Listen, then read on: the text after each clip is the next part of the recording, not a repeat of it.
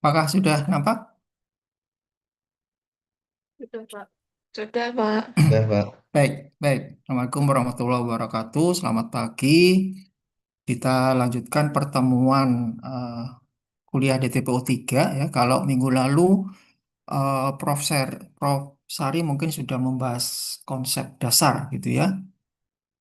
Bagaimana eh, pengaruh atau faktor dari mikroorganisme terhadap konsep sterilisasi gitu ya. Atau pentingnya ya eh, pengetahuan tentang mikroorganisme ya. Nah, hari ini kita khusus membahas tentang kinetika inaktivasi mikroorganisme. Ya. Konsep ini sangat penting harus kalian pahami karena menjadi prinsip dasar untuk teknik-teknik sterilisasi yang nanti akan Anda pelajari di kuliah-kuliah selanjutnya. Kenapa? Karena pada dasarnya sterilisasi itu apa ya? Masih ingat, sebetulnya sterilisasi itu apa sih?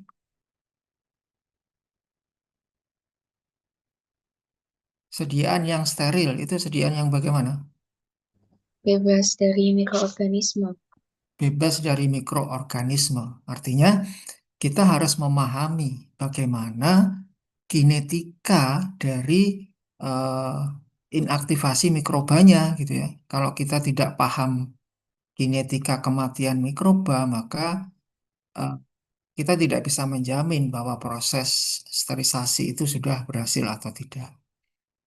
Nah, ini topik yang akan kita bahas ya, mulai dari konsep dasar ya, kemudian kita spesifik pelajari tentang kinetikanya ya, karena nanti akan menyangkut order-order reaksi yang sangat penting dalam perhitungan-perhitungan penentuan waktu sterilisasi dan sebagainya.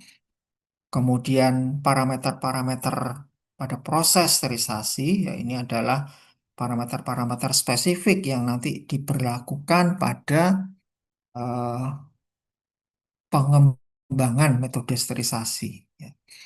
Kemudian jaminan sterilitas, bagaimana sterilisasi yang kita sudah tetapkan itu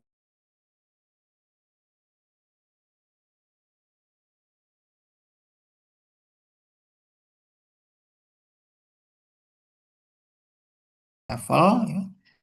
Kemudian yang terakhir adalah pendekatan pada pengembangan proses sterilisasi sediaan. Ya, konsep-konsep yang nantinya bisa di apa namanya ya bisa digunakan ya oleh industri gitu ya untuk proses pengembangan sterilisasi sediaan farmasi.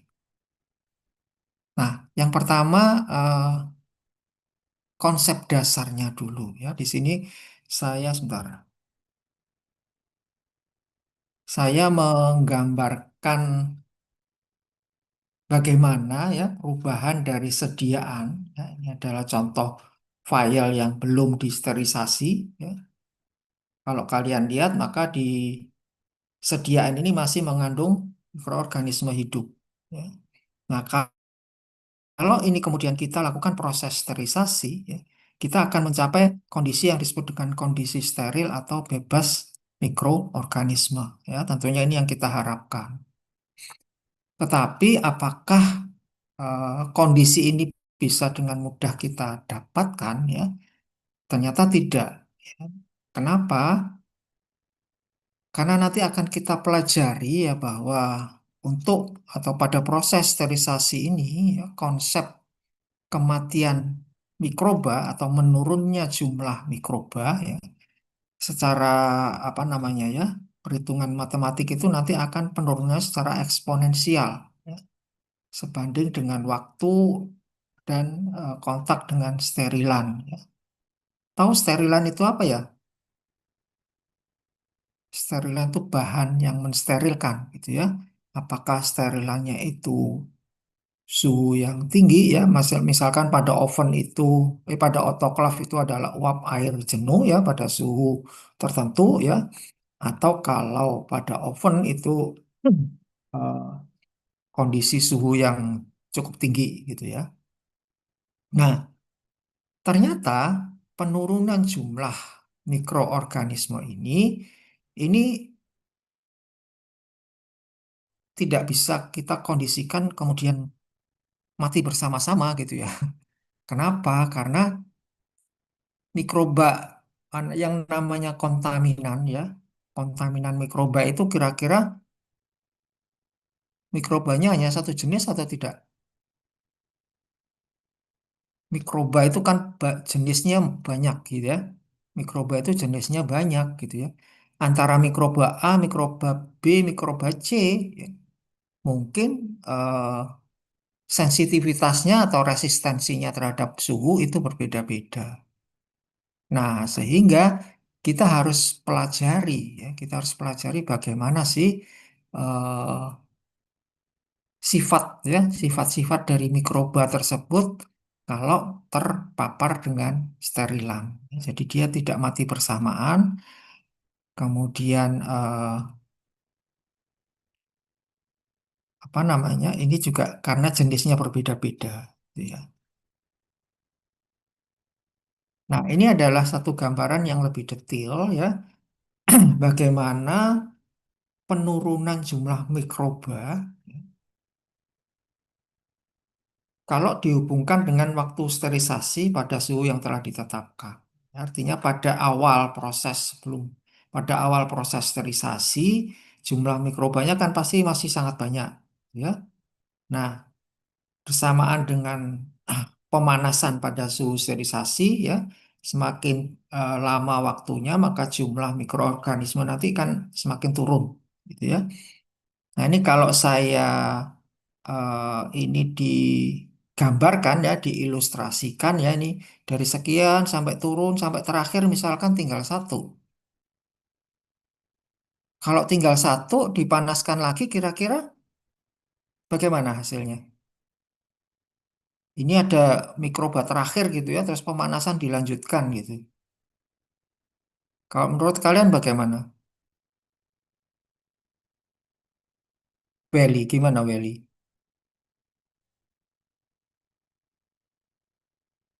Misalnya ini tinggal satu, terus pemanasan dilanjutkan. Mungkin kalau pemanasan masih dilanjutkan akan binasa, Prof. Begitu. Mungkin. Mati kan ya? Iya, jadi ini kan tinggal satu dilanjutkan kan mati, habis gitu ya. Harusnya habis. Kalau sudah habis berarti kan udah steril gitu ya. Nah, tetapi pendekatan yang dilakukan pada proses sterilisasi ini sedikit berbeda ya. Jadi ada istilah yang disebut dengan survival ya, angka survival ya. Dan pendekatan yang dilakukan ini adalah pendekatan probabilitas. Artinya apa? Pendekatan probabilitas itu tidak pernah mencapai angka nol mutlak. Karena kalau menurun ya, menurun apa namanya, deret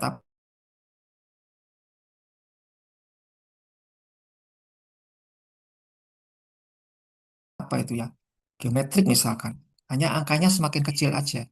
Jadi kalau setelah ini satu, ya, mungkin bisa tinggal setengah, mungkin bisa tinggal seperempat gitu, karena ini perhitungan matematis.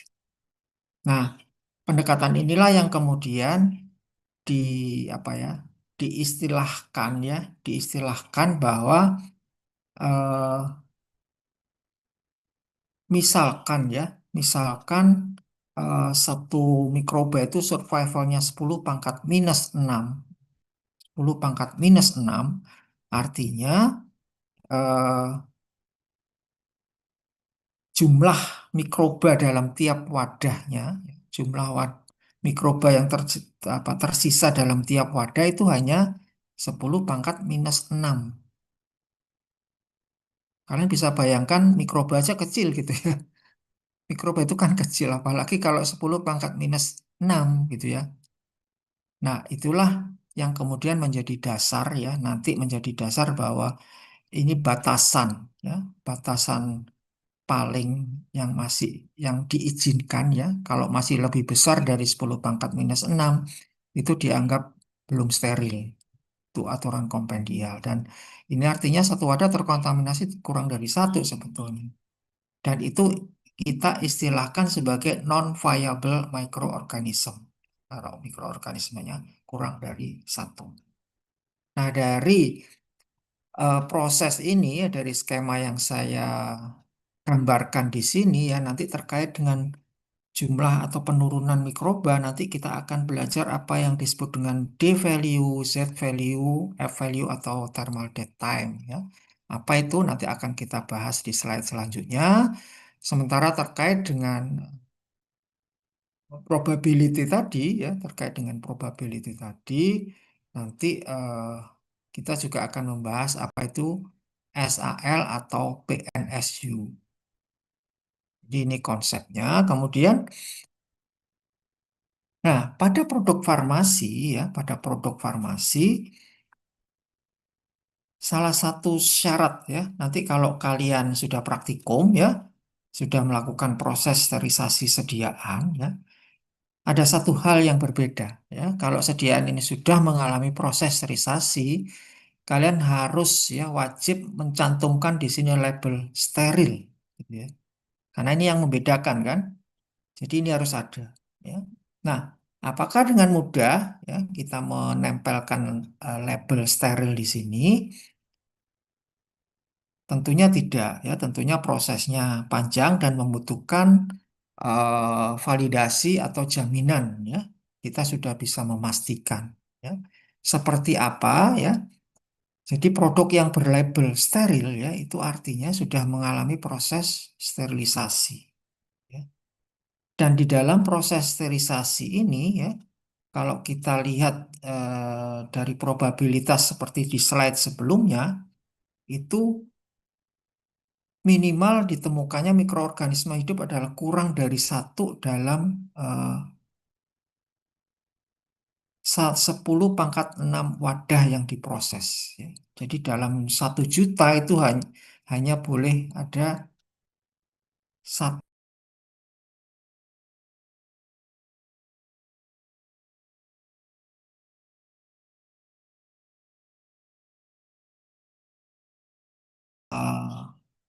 Sesuai kompendial. Nah, untuk mencapai kondisi seperti ini, ya, tentunya tidak gampang. Tentunya tidak gampang. Salah satu syarat atau upaya yang harus kita maksimalkan nanti itu adalah kita harus kondisikan bahwa jumlah bioburden-nya itu harus seminimal mungkin. Ada yang tahu bioburden itu apa?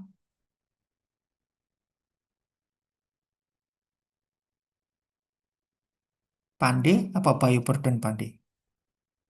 Pande Clara. Mungkin bahan yang mengkontaminasi seperti itu. Bah- Bahan yang mengkontaminasi, ya. Tepatnya adalah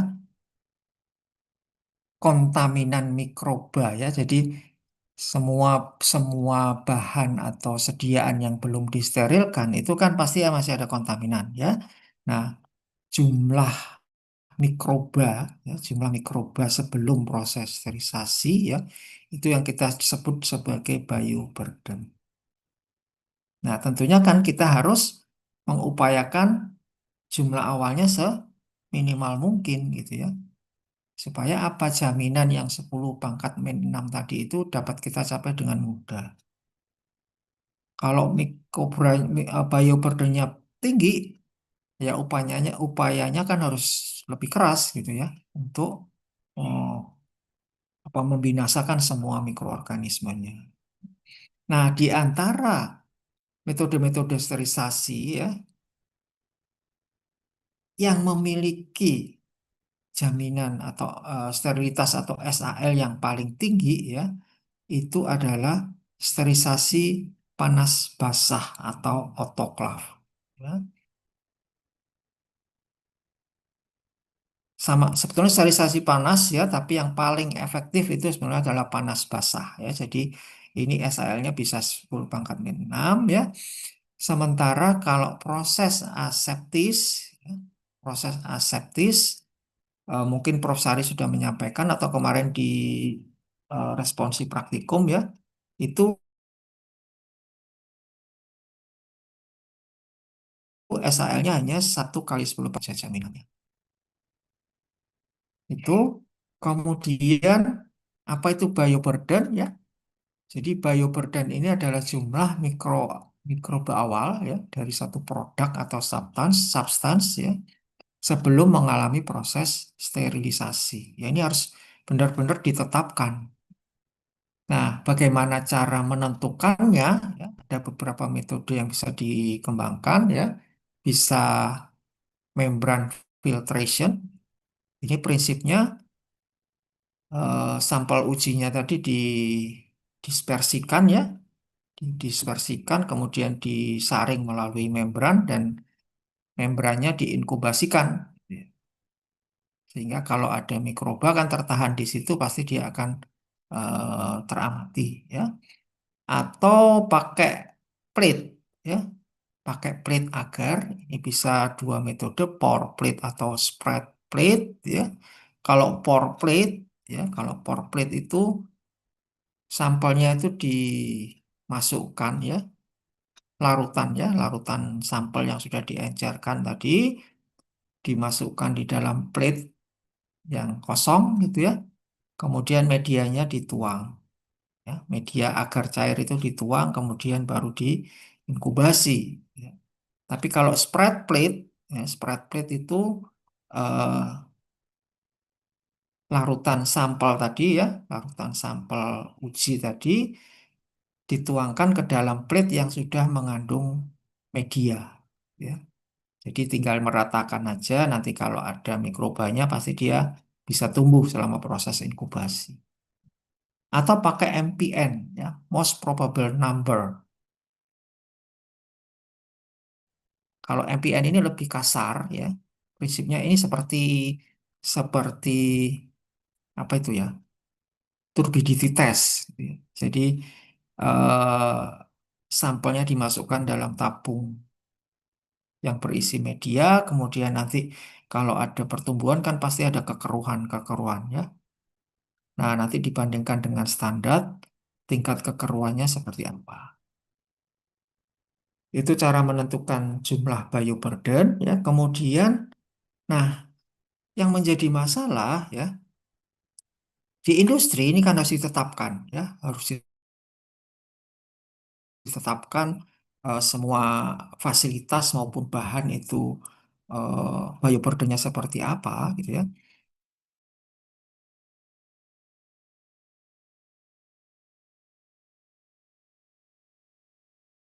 Nah, di antaranya ini pada apa pakaian kerja gitu ya. Biasanya di swab ini terus eh, apa namanya ya? di dioleskan ke ke medianya gitu ya. Nah, ternyata eh, recovery pertumbuhannya itu rendah ya. Jadi hanya 30 sampai 40% dari kondisi yang sesungguhnya. Nah, ini kan agak menyesatkan gitu ya. Kalau kita tumbuhkan, oh hanya sekian yang tumbuh, padahal dia memiliki recovery yang rendah. Ya, ini nanti eh, ini baik untuk kita pelajari ya nanti bagaimana cara mendapatkan eh, recovery yang lebih tinggi sehingga menggambarkan gitu ya. Kalau enggak kita harus hati-hati. Kemudian bagaimana untuk pengujiannya? Kompendial juga sudah mengatur ya bahwa batas jumlah mikroorganisme untuk larutan sebelum difiltrasi. Jadi kalau di pembuatan sediaan steril kan pasti ada proses filtrasi gitu ya. Semua larutan sebelum difiltrasi itu jumlah mikroba awalnya maksimal adalah 10 CFU per mililiter larutan. Sementara untuk bahan baku ya, untuk bahan baku ini USP menetapkan bahwa syarat bioburdennya adalah maksimal 1000 CFU per gram. Ya. Jadi ini adalah aturan ya yang harus kita patuhi dalam pembuatan sediaan steril.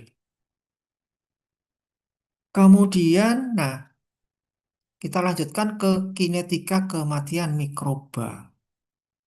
Karena tadi atau proses sterilisasi itu kita membinasakan mikroba, ya, maka kita harus memahami ya bagaimana kinetika kematiannya. Nah, kalau kita lihat dari grafik ini, kinetika pertumbuhan dan kematian dari mikroba ya, pada saat terpapar oleh apakah panas, apakah radiasi, atau apakah bahan kimia pada proses sterilisasi itu mengikuti kinetika order 1. Masih ingat kinetika order 1 itu seperti apa? Dicek lagi ya, ada persamaan-persamaan yang khas ya untuk kinetika order 1 ya. Tetapi antara pertumbuhan dan kematian ini slope-nya berlawanan. Ya. Kalau kita lihat di sini ya, bahwa mikroba ya, mikroba kalau sudah menemukan tempat ya di lingkungannya itu sebelum mengalami pertumbuhan, dia pasti akan mengalami lag phase dulu, masa penyesuaian. Dia menyesuaikan dengan kondisi lingkungannya, ya. Kemudian baru mengalami pertumbuhan. Growth phase ya, growth phase-nya ini eksponensial ya. eh, Geometrik ya pertumbuhannya sampai mencapai stationary phase ya. Apa itu fase stasioner ya? Mikroba itu kan pertumbuhannya tadi eksponensial, artinya kan dalam waktu singkat jumlahnya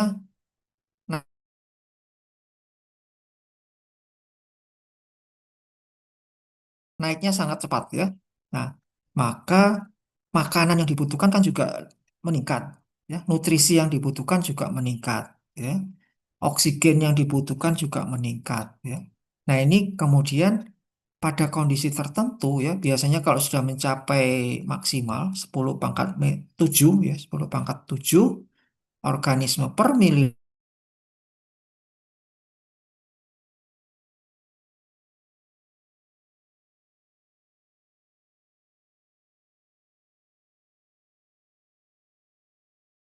toksik yang bisa membunuh apa mikrobanya sendiri ya, dia tidak bertambah lagi. Nah, kalau kemudian kita paparkan dengan sterilan, ya, apakah panas, radiasi, atau bahan kimia, maka dia akan mengalami proses kematian atau death phase. Ya.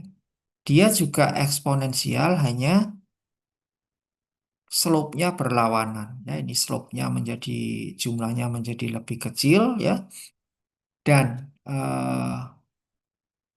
nanti kita mengenal apa yang disebut dengan ini ya kurva kematian ini kita bisa menghitung eh, penurunan maupun duplikasinya ya. Kalau kita ngelihat pertumbuhan ya, pertumbuhan tadi misalkan satu sel mikroorganisme itu waktu duplikasinya 20 menit ya. Artinya apa? Hanin, artinya apa? Kalau waktu duplikasi 20 menit berarti dalam 20 menit Dalam waktu 20 menit dia akan berkembang, dia. berkembang menjadi Dua. dua kalinya ya, dari satu menjadi dua gitu ya. Nah, kalau 1 jam berarti menjadi berapa? Delapan. Menjadi 8 ya, bukan 1 jam dua 20 menit dua, 40 menit tiga, tidak ya, tapi dia eksponensial ya. Karena ada 3 siklus berarti 2 pangkat 3. Nah, karena eksponensial itu kita bisa melihat bahwa dalam waktu 8 jam dalam waktu 8 jam dari satu mikroorganisme hidup ternyata sudah bisa mencapai jumlahnya 1,3 juta. Ya, ini kan sangat cepat gitu ya. Makanya ini prinsip nanti kalau Anda bekerja untuk proses sterilisasi itu tidak boleh ditahan-tahan gitu ya. Tidak boleh, oh besok aja lah sterilisasinya gitu ya. ya keburu bioburdennya meningkat lebih banyak lagi. Ini prinsip dasarnya. Kemudian kalau kita spesifik melihat pada kurva kematian mikroba tadi, ya, slope-nya yang turun tadi, ada beberapa kondisi yang bisa saya gambarkan di sini. Jadi ini biasanya slope itu sumbu Y-nya ini adalah jumlah mikroorganisme hidup. Ya. Jumlah mikroorganisme hidup karena jumlahnya banyak, ya. Jadi kita biasanya menuliskannya dalam log, gitu ya, dalam log. Nah, misalkan ya, ini titik awal, di sini adalah 6. 6 artinya berapa ini? Kalau angka aslinya 10 pangkat 6 gitu kan ya. Karena ini nilai lognya ya. Log 10 pangkat 6 kan 6 ya. Nah, ini kita sebut sebagai N0 ya, bukan no ya ini ya. Ini adalah N0. Atau ini adalah bioburden, jumlah mikroba sebelum atau di awal proses sebelum sterilisasi. Kalau ini kita sterilkan dengan suhu tertentu ya, maka dia akan menurun sesuai dengan tadi kinetika order 1, di mana kinetika order 1 ini slope-nya itu adalah min K per 2,303 ya. Kemudian apa yang disebut D value ini nanti akan kita bahas lebih detail ya. Jadi pada eh, penurunan ya. Jadi kita melihat penurunan jumlah mikroba pada jumlah dari sekian ke sekian itu pada berapa lama waktu atau berapa menit yang dibutuhkan. Ya. Nah ini nanti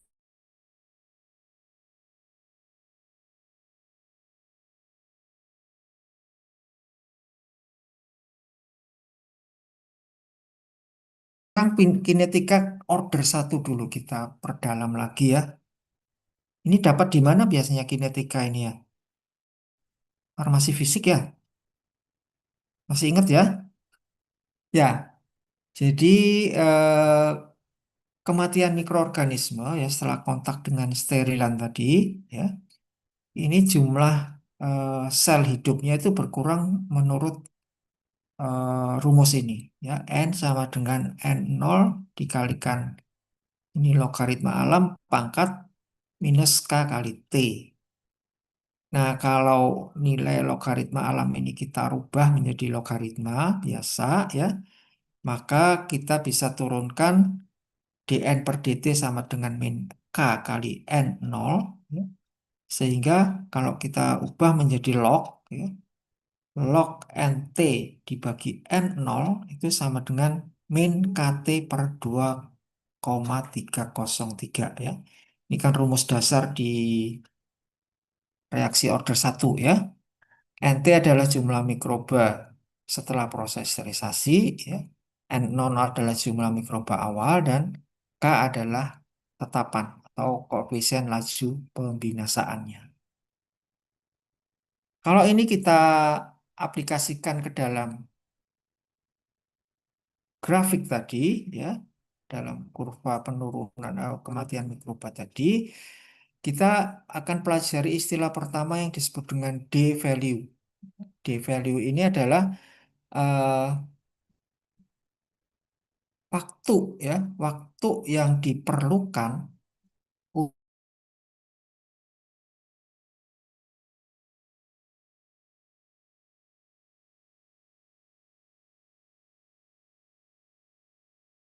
contohnya ini dari 4 ke 3 misalkan. Nah, karena satu unit log ya, berarti artinya kan menjadi sepersepuluhnya gitu ya. Menjadi sepersepuluhnya. Artinya apa? Mikroba yang terbunuh adalah 90%-nya. Ya, 90%-nya. Tapi perlu diingat dulu ya, perlu diingat dulu bahwa untuk bisa mendapatkan kurva yang linear seperti ini ya, kurva yang linear seperti ini, maka ada satu syarat bahwa ini suhu atau konsentrasi desinfektan atau aktivitas radiasi itu harus konstan, tidak boleh berubah-ubah, sehingga baru didapatkan penurunan yang sempurna seperti kinetika order satu. Nah, tadi eh, dari kemiringannya ya, slope-nya ini ya ternyata pada konsep D value ini ya, slope-nya ini bernilai seper D. Ini bernilai seper D, sehingga apa? Kita bisa substitusikan nilai seper D tadi pada rumus dasar ini, atau kita bisa rubah bahwa D sama dengan 2,303 per K. Rumus tadi log NT per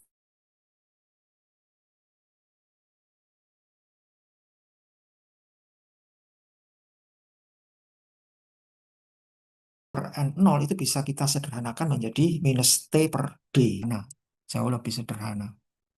Kira-kira tahu nggak ini kenapa bisa menjadi min T per D? Ya, nanti silakan di otak-atik sendiri ya. Di otak-atik sendiri dari substitusi tadi ya. Karena rumus ini nanti akan sangat membantu ya pada penentuan waktu sterilisasi. Nah, dari gambaran tadi bahwa kita menjadi paham bahwa D value ini menggambarkan resistensi mikroba saat kontak dengan sterilan. Mikroba yang resistensinya tinggi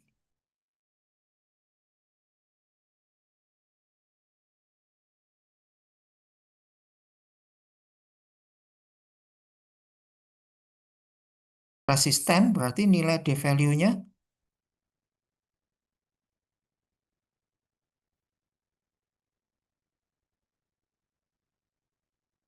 Nasrul kemana Nasrul?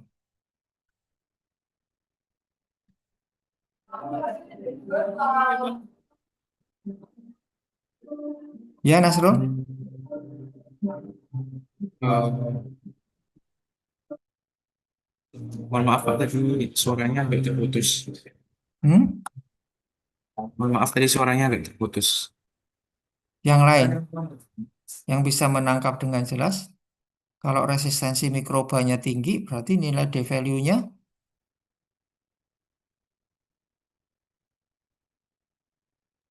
Lama mungkin. ya lebih Pak. tinggi ya, nilai D value-nya lebih tinggi. Nah, ini tadi ya, sehingga harga D itu tergantung dari jenis mikroorganismenya, kemudian juga faktor lingkungannya. Apakah berapa suhu yang digunakan, ya, bagaimana sifat air yang digunakan, water activity-nya seperti apa, ya. Kemudian pH, ya pH ini juga menentukan dan potensial redox. Nah, sebagai catatan, pada suhu 121 ya, ini harga D itu berkisar antara 0,2 sampai 2 menit pada sterilisasi suhu 121 menit. Tergantung pada jenisnya tadi ya, jenis mikroba pencemarnya. Nah, di dalam praktek ya, jika satu sediaan itu mengandung lebih dari satu jenis mikroba, ya, maka nilai D yang menentukan itu yang mana ya?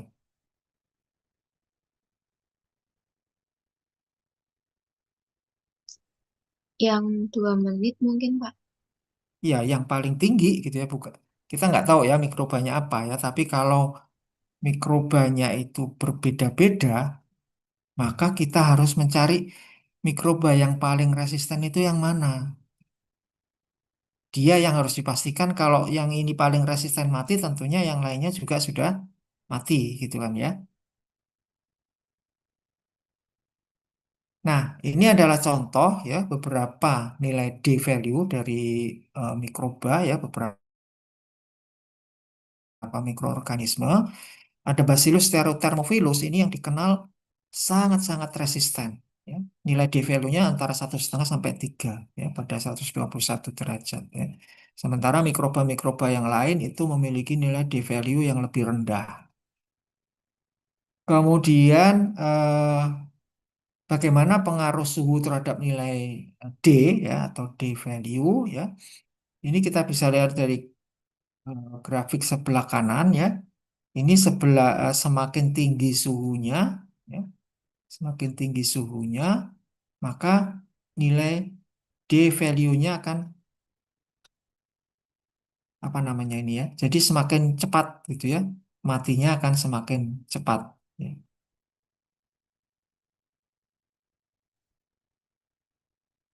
Kemudian pengaruh dari beberapa metode sterilisasi. Tadi sempat saya sampaikan bahwa cara sterilisasi yang paling efektif itu adalah steam atau panas basah ya.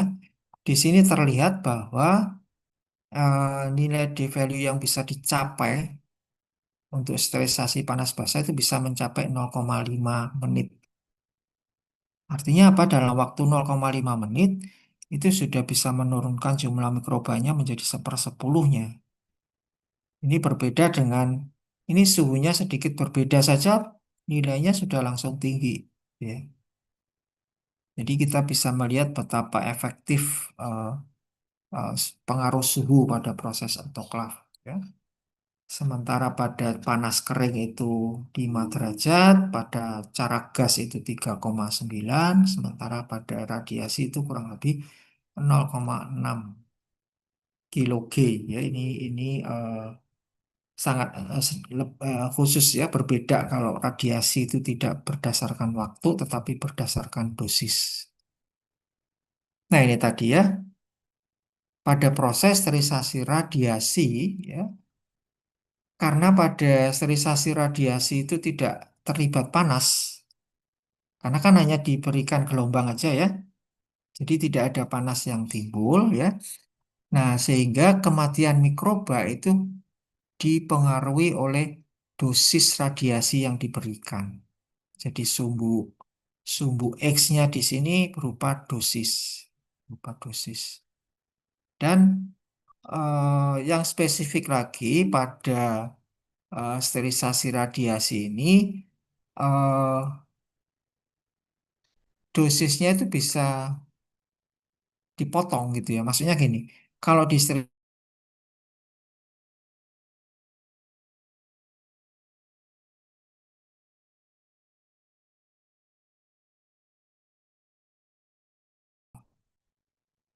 tetapi kalau pada sterilisasi radiasi ini bisa bertahap ya.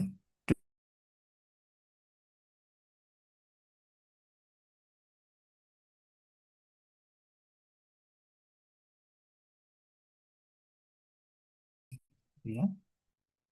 Nah, sampai di sini ada yang ditanyakan?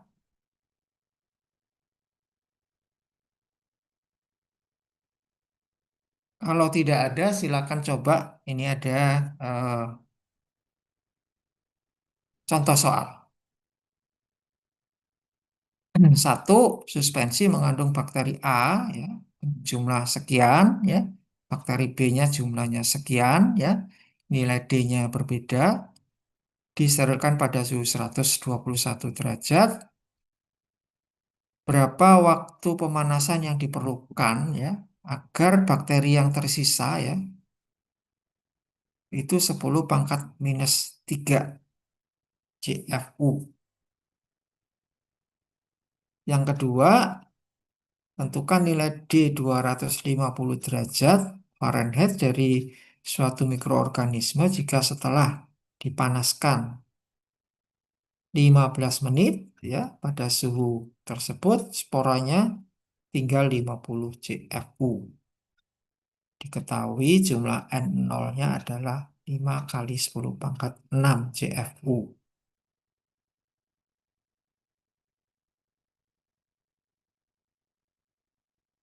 Kalian perlu nulis rumusnya ya. Saya bukakan rumusnya lagi dulu ya. Ini rumusnya tadi.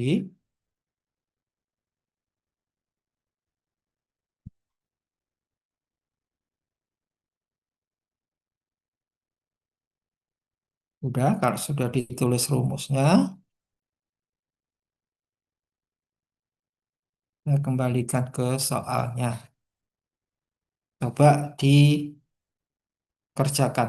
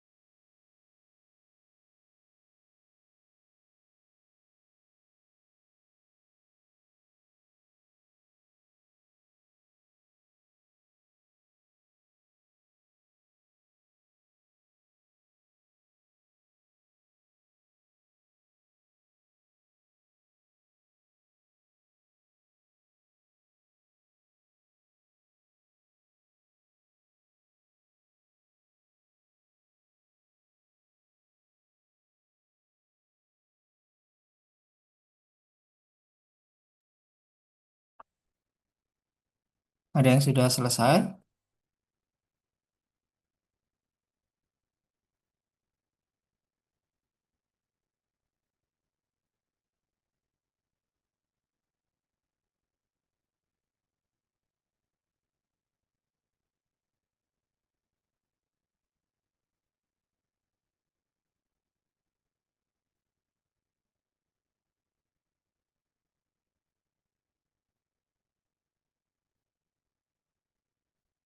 Silakan yang sudah selesai.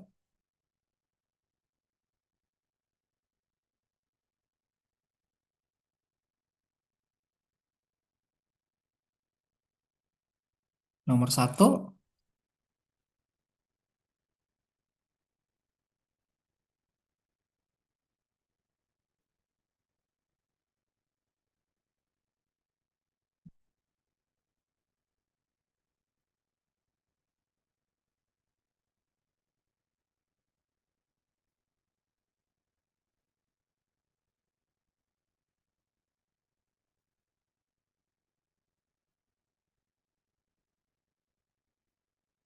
Gracia.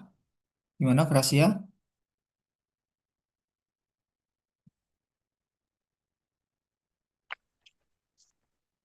Baik, Prof. Untuk jawabannya itu 14,40.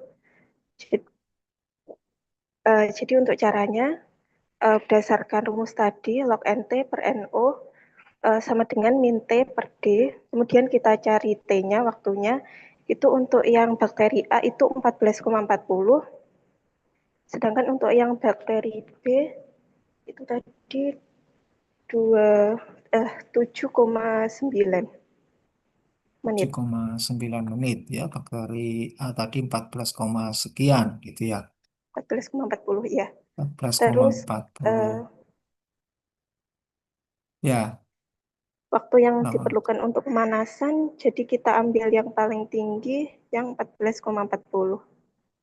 14,40. Yang lainnya,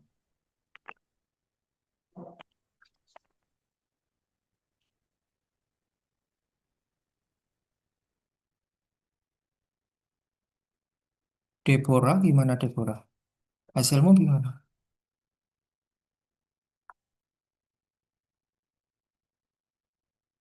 Kalau saya eh 1,5 eh log NT per N0 sama dengan min T dikali D. Ya, sudah ngitung belum?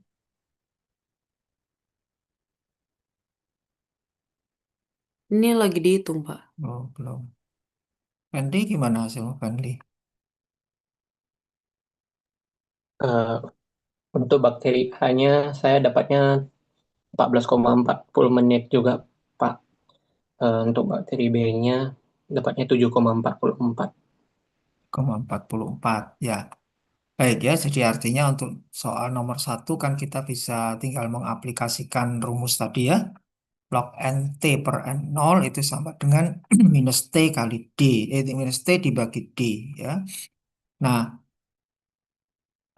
tadi meskipun sudah saya sampaikan bahwa yang digunakan sebagai dasar perhitungan adalah mikroba dengan nilai D value yang paling tinggi ya. Tapi untuk soal ini kalian harus mencoba tentunya ya, mencoba dua-duanya supaya bisa membuktikan. Ternyata kalau nilai D-nya 1,5 menit dan jumlah mikrobanya sekian, dapatnya 14 sekian gitu ya. Sementara dari bakteri B-nya itu 7, sekian menit. Artinya apa? Kalau kita panaskan selama 14 menit, maka bakteri B pasti juga sudah terbinasakan. Gitu ya. Untuk yang nomor dua, Vivlo, sudah ngerjakan? Sekitar 3 menit, Pak. Dari log NT per N0 itu jadi min T per D itu untuk rumusnya. Yang berakhir nanti log 10 kali 10 pangkat 6 sama dengan min 15 per D. Jadi nanti kalau dikonvert jadi 3 menit, Pak. Jadi 3 menit ya. Jadi di sini tolong kalian pahami ya kalau di sini suhunya dalam Fahrenheit ya, 250 derajat Fahrenheit itu berapa? Sama dengan berapa? Masih ingat rumusnya? Ya, nanti dicari lagi ya rumusnya, dihitung ya bahwa ini sama dengan 121 derajat Celcius ya. Nah, ini tinggal memasukkan aja ya karena di sini yang tersisa sudah ada gitu ya. Tersisa sudah ada, kemudian waktunya sekian menit gitu ya. Eh, berapa nilai D-nya? Ya, berapa nilai D-nya?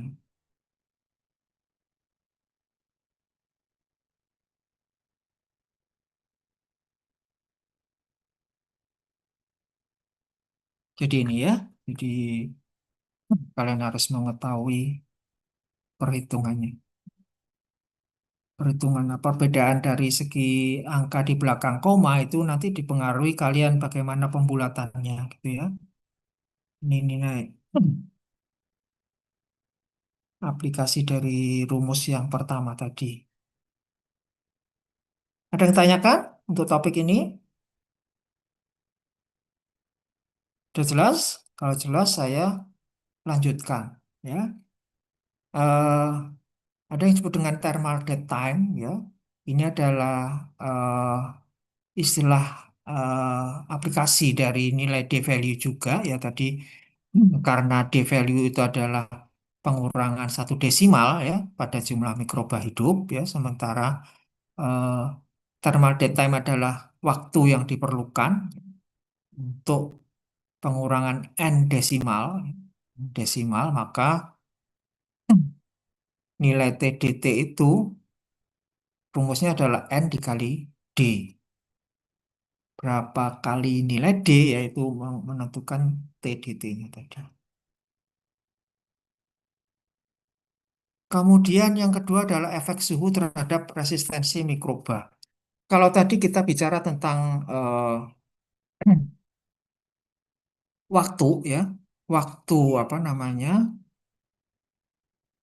yang dibutuhkan ya. Kalau nilai D kan waktu yang dibutuhkan untuk menurunkan jumlah mikroba menjadi 1/10-nya. Kalau Z value ya, Z value itu adalah kenaikan suhu yang dapat menurunkan nilai D sampai menjadi 1/10 kalinya. Jadi kalau tadi parameternya adalah waktu, di sini parameternya adalah suhu. Parameternya adalah suhu. Harga Z ya pada umumnya ini adalah 10 derajat Celcius. Artinya apa? Kalau pada suatu proses sterilisasi itu suhunya dinaikkan 10 derajat Celcius, maka kematian spora mikroorganisme itu menjadi 10 kali lebih cepat.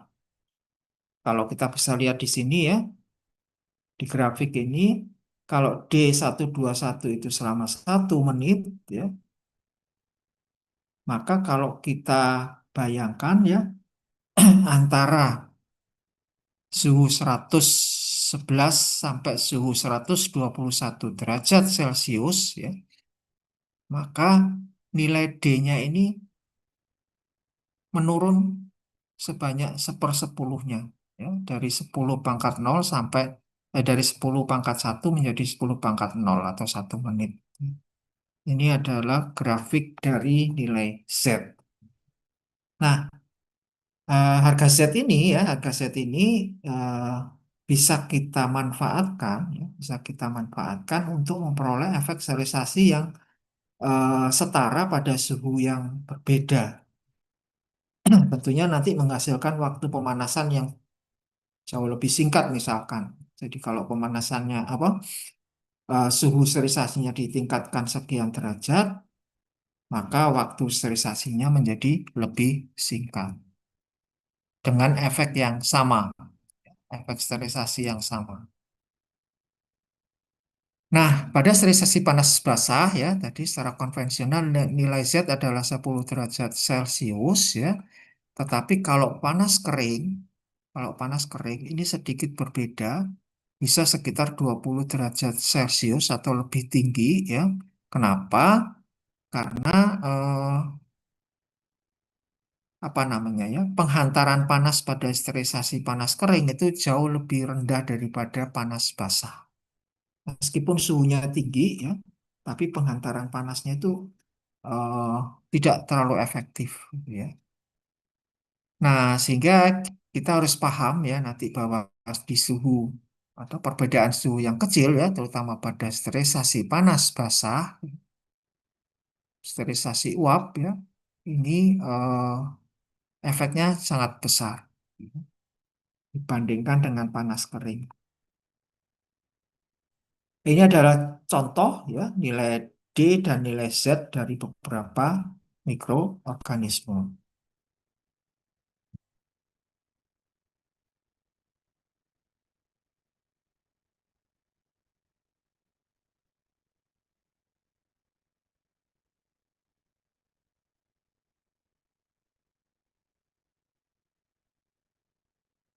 Ini jumlah pesertanya kok tinggal 53 ya.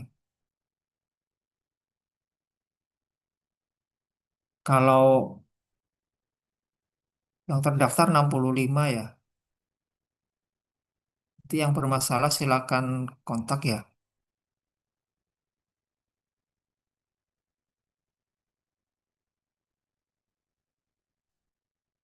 Baik, saya lanjutkan ya. Saya lanjutkan.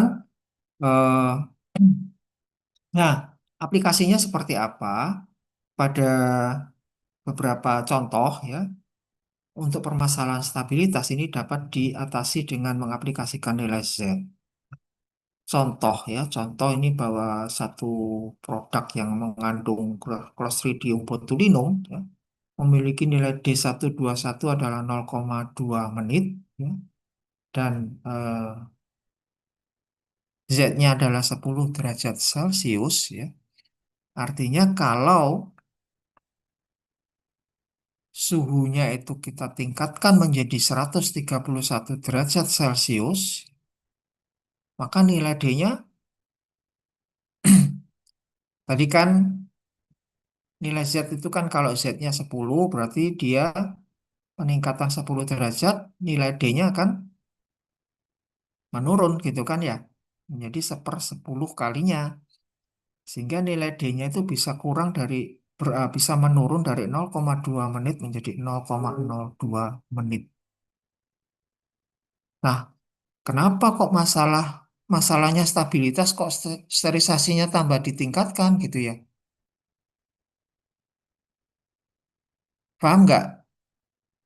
biasanya masalah stabilitas itu kan kalau suhunya ditingkatkan berarti malah tidak stabil gitu ya. Nah, ini ya, ini lebih cocok ya, memang lebih cocok diaplikasikan kalau pada sediaan farmasi kita nanti perlu cek benar-benar ya, kita perlu cek benar-benar. Tapi aplikasi yang lebih banyak ya, itu terjadi pada eh, teknologi makanan atau alat kesehatan. Jadi ini proses peningkatan suhu sterilisasi, waktu kontaknya kan menjadi jauh lebih singkat gitu ya. Contohnya ini pada sterilisasi susu, tahu susu UHT, singkatannya apa ya UHT itu ya?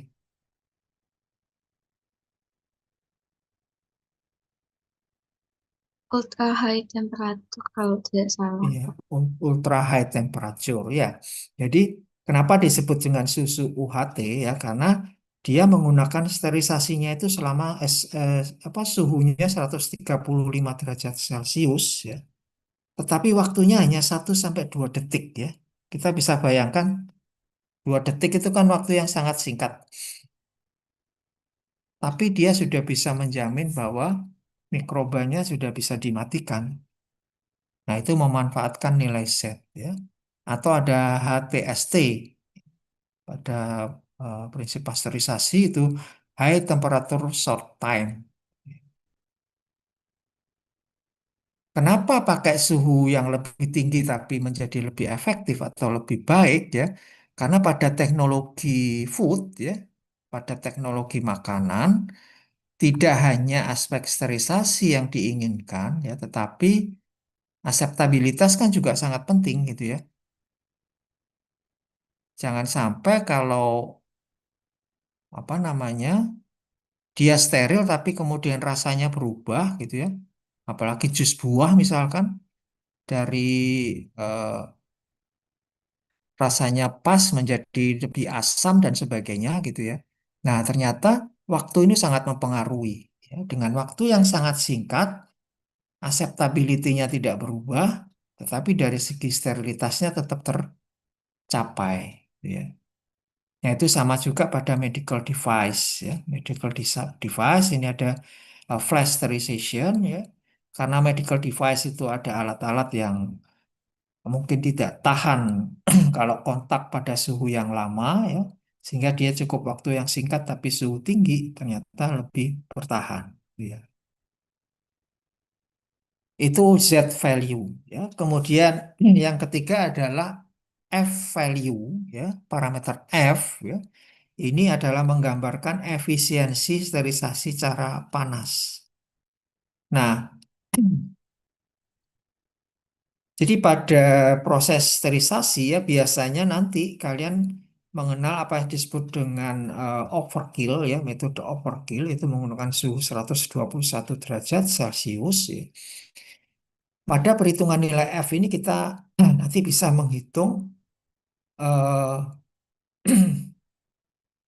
lama pemanasan ya yang digunakan ya pada suhu tertentu untuk memperoleh efektivitas yang sama dengan metode standar tadi 121 derajat Celcius.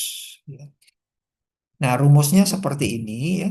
F0 sama dengan FT kali 10 pangkat T minus 121 dibagi Z. Ya. Jadi pada penentuan nilai F ini eh, mutlak kita harus tahu data nilai Z-nya. Nah, pada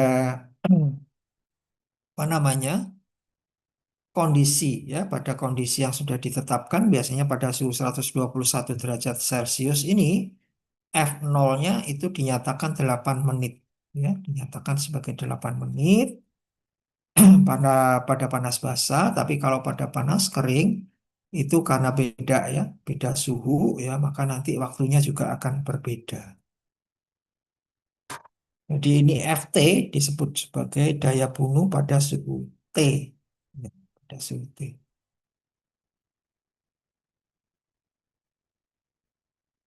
Aplikasi lain dari penentuan efisiensi sterilisasi tadi adalah apa yang disebut dengan letalitas atau lethal rates ya.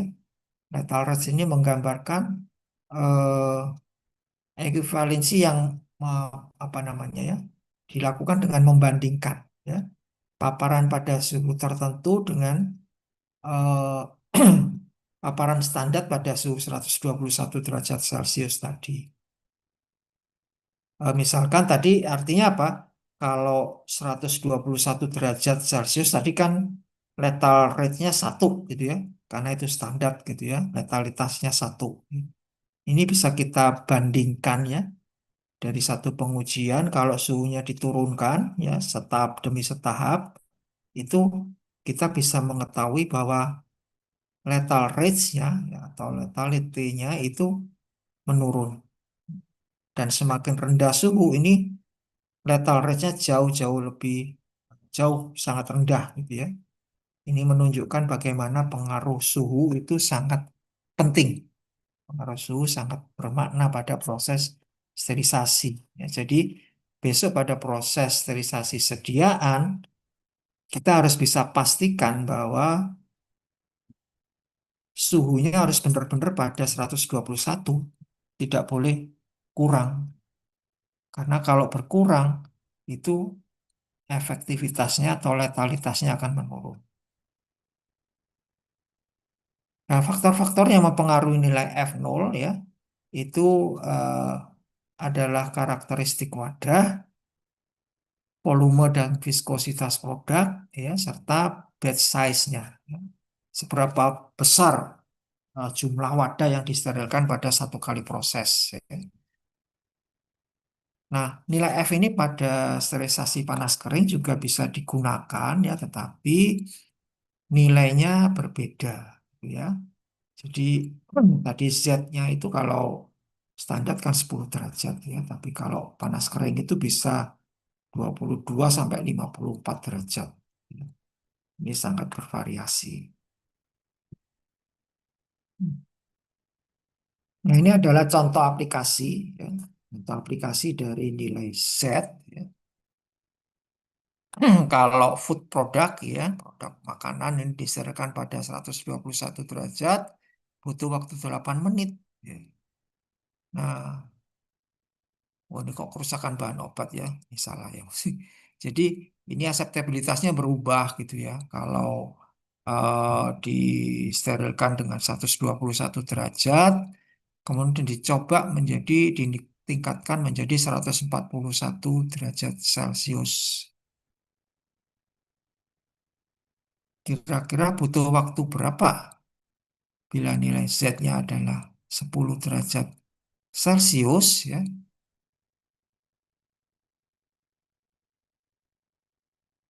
Ini menghitung F ya, menghitung F, sorry ya.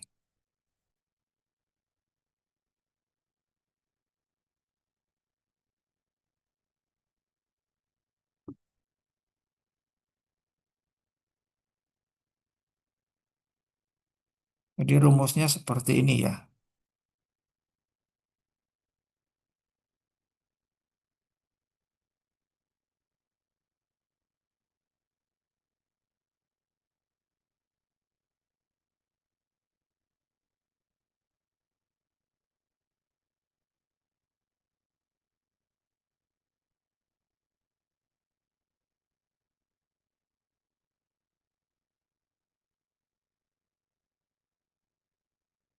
Bisa ketemu?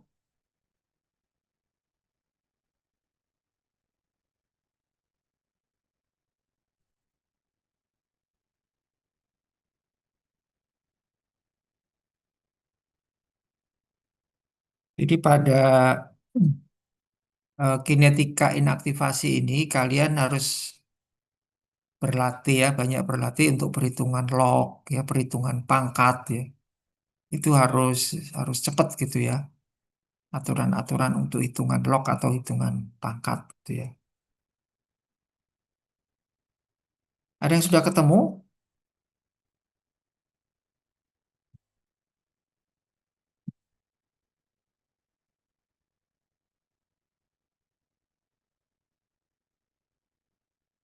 Ya, jadi kita bisa aplikasikan rumus F tadi ya.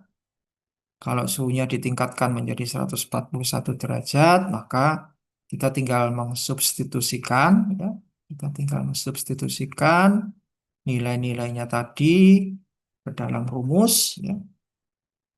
Sehingga kalau kita hitung, kita menghasilkan waktu yang hanya 4,8 detik. Ya.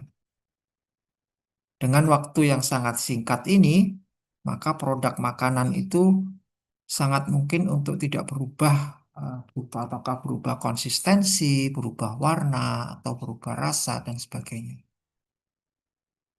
Itu ya, kemudian ini catatan ya, Z untuk spora bakteri kurang lebih 10 sampai 15 derajat ya, sedangkan yang bukan pembentuk spora ini lebih rendah.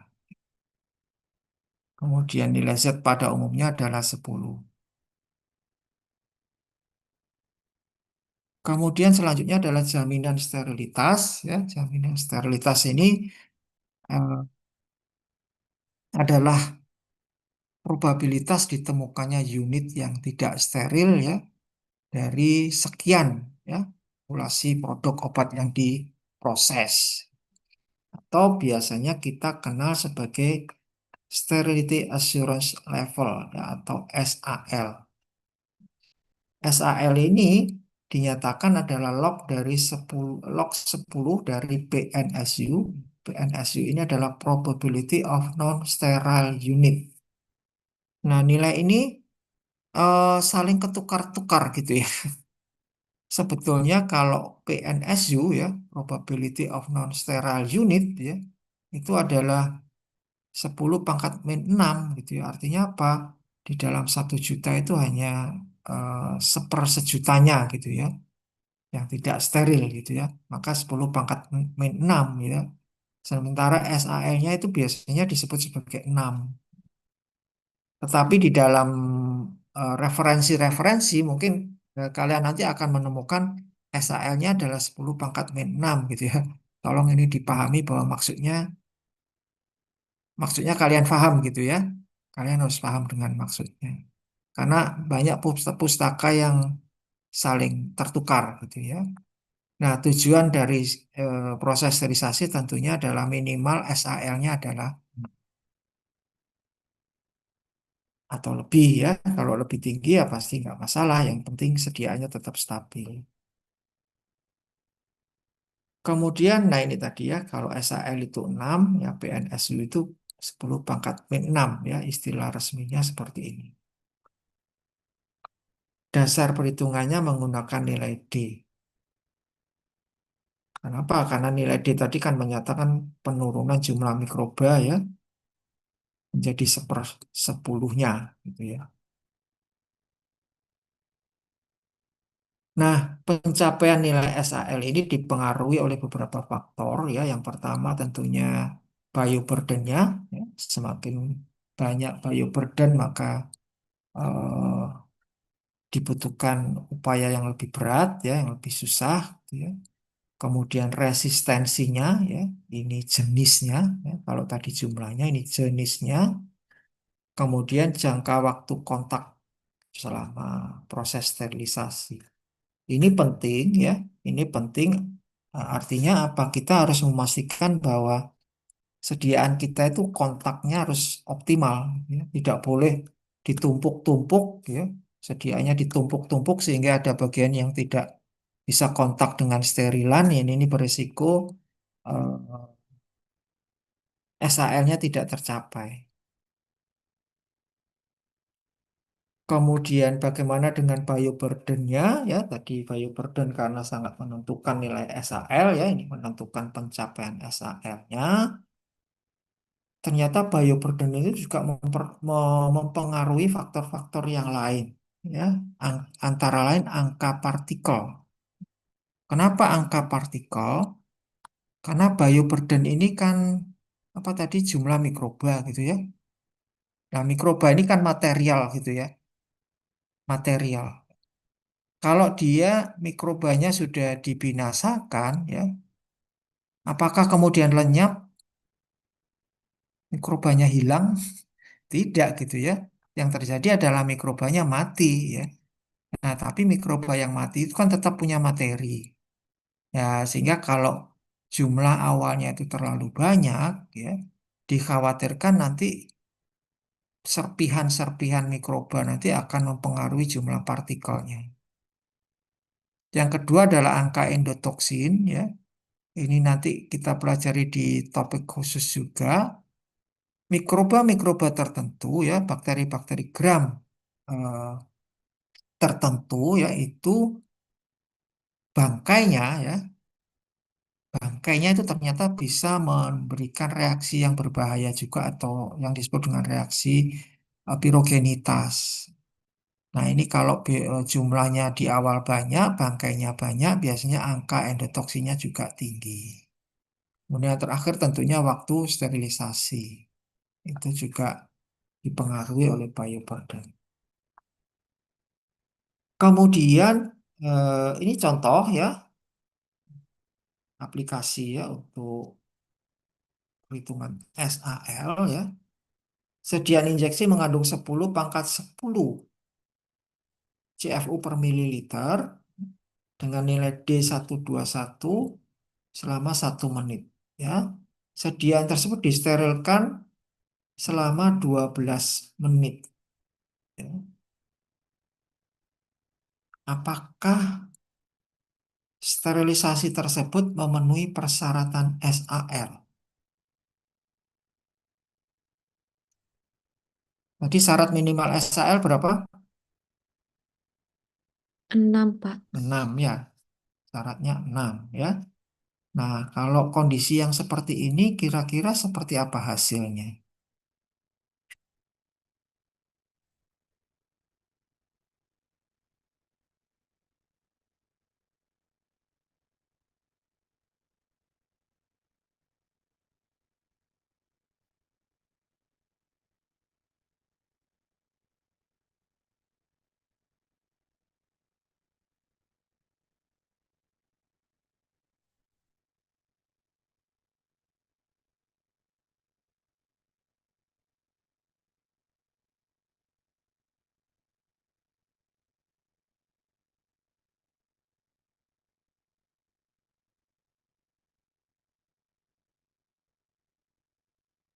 Tidak memenuhi, Pak.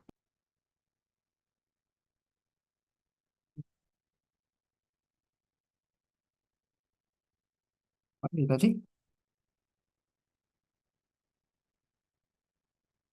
Siapa tadi? Maaf, Saya Amalia. Ya, gimana Amalia? tidak memenuhi Iya, kenapa? Kalau tidak memenuhi saja kan orang bingung. Kenapa Kak, bisa tidak memenuhi gitu? karena hasil SAL-nya kurang dari 6, yaitu 10 pangkat min 2. 10 pangkat min 2. 10 pangkat min 2. Jadi sebetulnya ini kan sangat gampang, ya. D-nya adalah 1 menit, ya. D-nya 1 menit artinya setiap 1 menit jumlahnya berkurang 1/10-nya, gitu, ya, jumlah mikrobanya. Kalau jumlah mikroba awalnya adalah 10 pangkat 10, ya, 10 pangkat 10, kemudian diproses selama 12 menit, ya, artinya kan menurunnya menjadi hanya sampai 10 pangkat min 2, gitu, ya. Ini kan turun satu-satu, ya. 10 pangkat 10, 9, 8, dan seterusnya. Kalau sampai 12 menit, jumlah mikroba akhirnya ternyata masih 10 pangkat min 2. Sementara yang diharapkan jumlah mikrobanya adalah 10 pangkat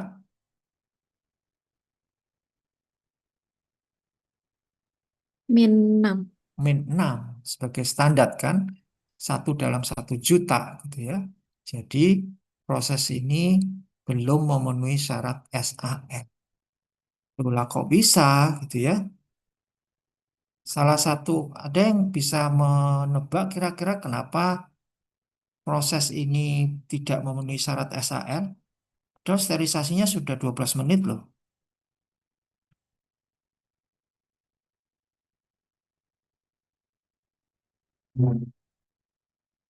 Apa yang menyebabkan? Bioburden yang tinggi, Pak. Iya, bioburdennya itu loh 10 pangkat 10 gitu ya. Tadi aja di kompendial menyatakan bioburdennya maksimal 10 pangkat 3 gitu ya sebelum disterilkan. Nah, ini 10 pangkat 10. Nah, apa yang bisa kita lakukan ya kalau kita menemui kondisi seperti ini ya, kita bisa eh, cek lagi ya, kita bisa cek lagi komponen mana ya, komponen mana tadi yang memiliki bioburden yang terlalu tinggi. Nah, di situ kita bisa lakukan proses pre-sterilisasi. Misalkan bahan AO, bahan A ini yang bioburdennya terlalu tinggi, berarti dia harus disterilkan dulu supaya jumlahnya jauh lebih berkurang. Sehingga kalau diproses dengan 12 menit tadi, itu sudah bisa memenuhi SAL. Iya. Jelas ada yang tanyakan di sini?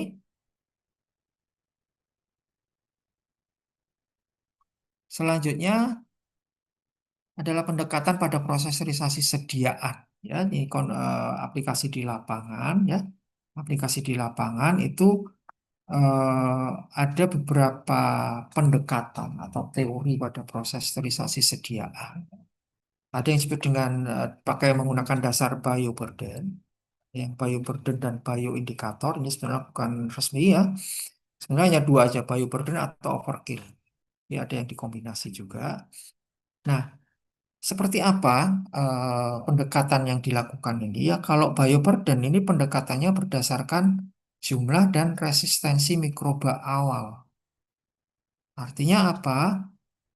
Kita bisa memilih, ya, kita bisa memilih suhu ataupun waktu sterilisasi yang kita gunakan, ya, selama SAL-nya 10 pangkat min 6 ini bisa kita capai, bisa kita capai. Jadi ini pernah ya, pernah kami eh, apa ya, waktu dulu saya waktu profesi ini PKP-nya di industri steril gitu ya. Nah, waktu di kuliah kan kita diajarin, oh kalau sterilisasi itu 115 derajat atau 121 derajat gitu ya. Nah, waktu saya di lapangan itu melihat di sana sterilisasinya hanya 105 derajat kalau nggak salah. Loh, nah ini bisa steril atau tidak gitu ya. Nah, ternyata pendekatan yang mereka gunakan adalah pendekatan bioburden. Jadi mereka menggunakan suhu 105 tetapi waktunya lebih panjang. Kenapa? Karena permasalahan dalam kemasan. Ya, kemasannya itu kalau suhunya terlalu tinggi ternyata dia tidak stabil gitu. Nah, syaratnya apa ya? Syaratnya eh, monitoring jumlah dan jenis mikrobanya itu harus ditentukan secara rutin setiap batch ya. Ini yang cukup berat ya. Jadi setiap batch proses itu harus ditetapkan jumlah, jenis dan resistensinya itu eh, sudah bisa memenuhi dengan proses atau parameter yang kita tentukan.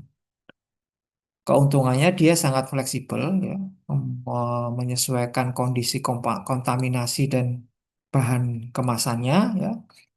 Kemudian suhunya itu suhunya itu lebih rendah ya. Suhunya itu lebih rendah dibandingkan dengan overkill ya. Kemudian yang ini perlu yang kita perhatikan adalah sifatnya spesifik. Tidak bisa diaplikasikan untuk semua prosedur ya. Jadi jangan sampai kalau orang menggunakan prinsip bioburden terus oh ya saya niru aja kalau gitu gitu ya. Kenapa? Karena masing-masing industri nanti pola jumlah dan jenis dari kontaminannya itu kan berbeda-beda ya. Yang kedua adalah bioburden dan biological indicator ya. Ini selain tadi menggunakan parameter bioburden, ini dilengkapi juga dengan indikator. Indikator ini terutama disebut dengan biological indicator ya. Apa biological indicator? Ini adalah indikator yang berisi mikroba, mikroba yang tentunya sudah ekstraksi apa namanya, sudah diisolasi gitu ya, dan dipilih mikroba yang memiliki ketahanan yang sangat tinggi ya. Contohnya tadi eh, Bacillus stearothermophilus tadi ya, yang memiliki resistensi yang sangat tinggi ya. Sehingga apa? Kalau bioindikatornya dikondisikan apa? Dia resistensinya tinggi, kemudian bentuknya juga spora gitu ya. Apa bedanya bentuk spora dan bentuk vegetatif ya?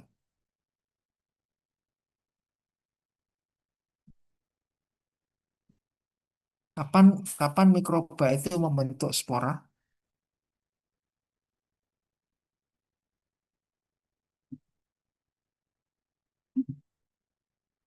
Vero apa Vero? Vero sudah bisik-bisik.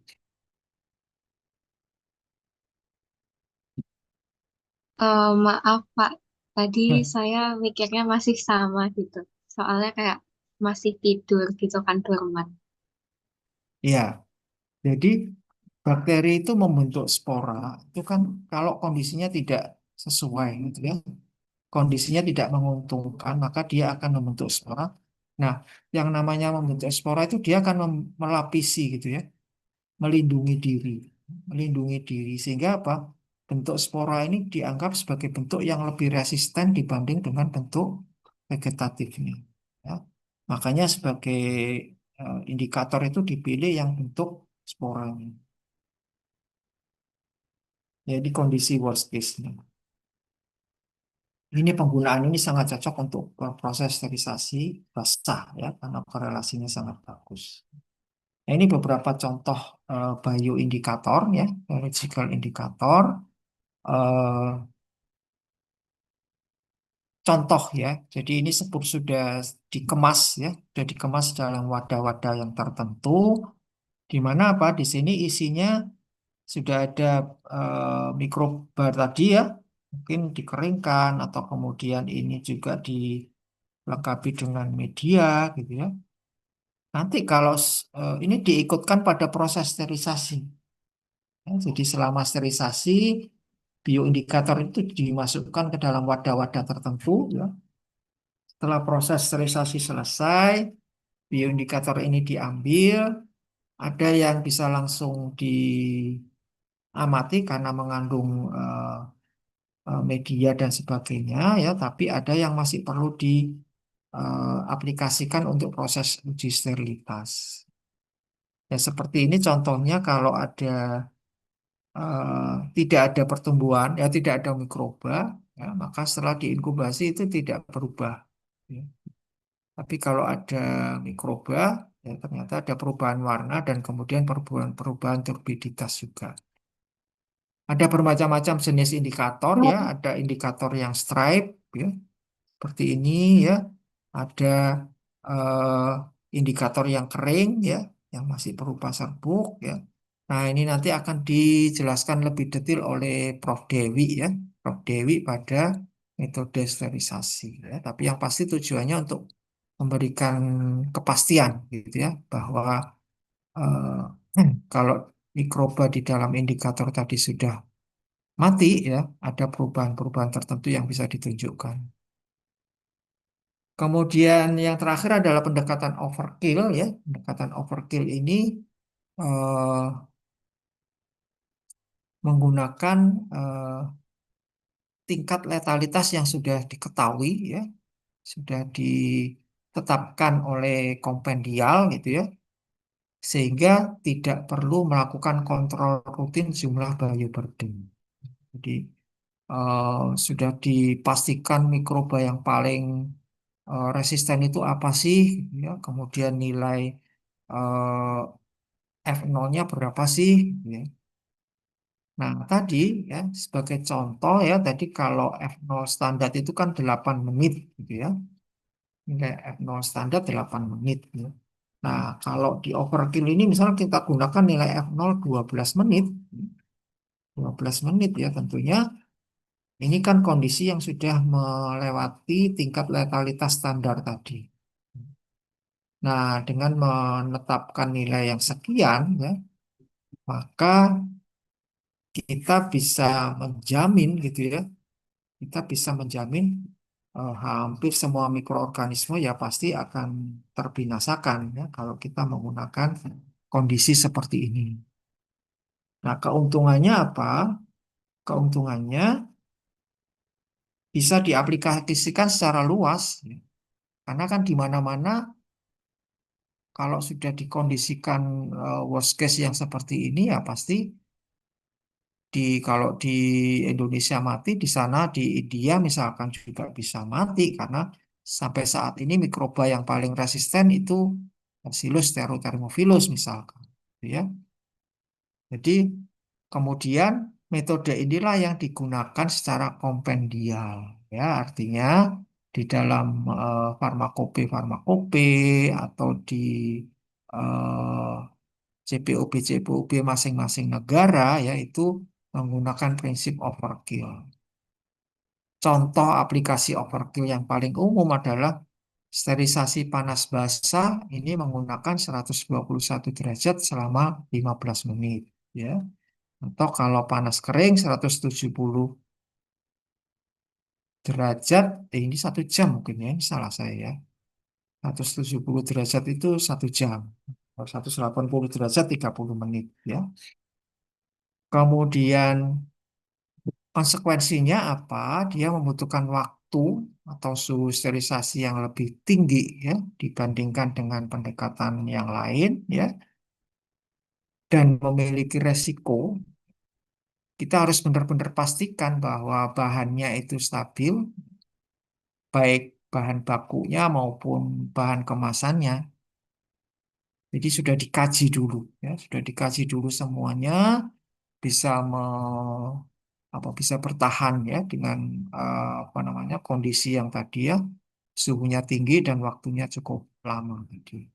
Itu eh, penjelasan tentang overkill.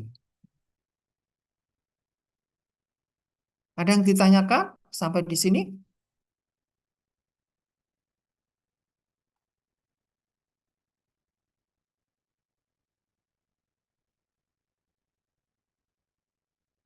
Tidak ada? Baik. Ya, kalau tidak ada ya saya kira itu ya materi yang bisa saya sampaikan untuk pertemuan kedua. Untuk eh, materi dan referensi-referensi yang diperlukan nanti menyusul saya unggah di Hebat ya.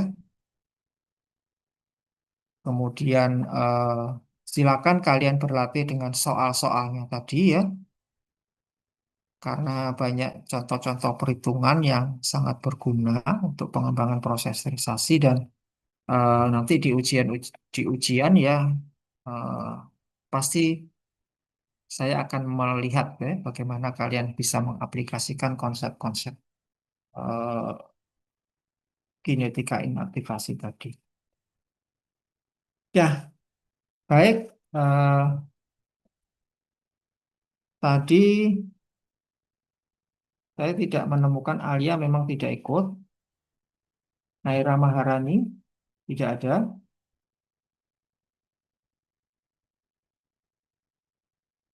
Raihan nggak ada. Handini nggak ada. Hadir, Prof. Hmm, Kenapa tadi telat Handini?